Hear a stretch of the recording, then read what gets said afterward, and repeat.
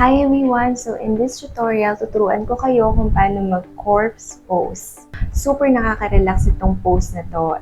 But it's challenging in a way na dapat super relax ka talaga. Wala kang ibang iisipin. You have to really clear your mind sa pose na to. So, pakita ko muna kung paano. So, higa muna tayo.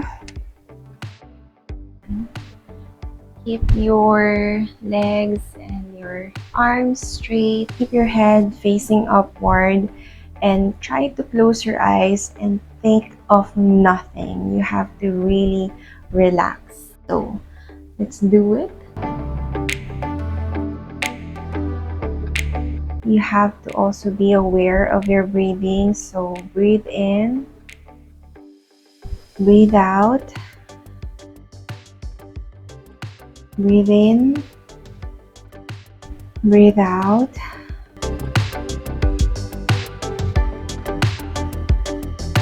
Etong pose na to, super 50-50 siya sa akin kasi nakaka-relax talaga siya.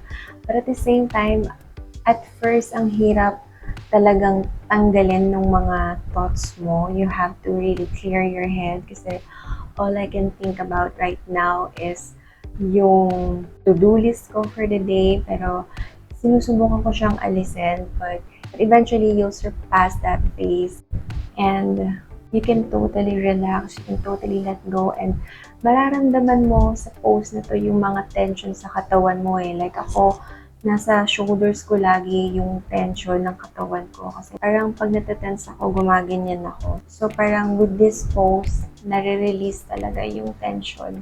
If na-try mo na tong pose na to, anong experience mo? Madali lang ba sa'yo or hindi?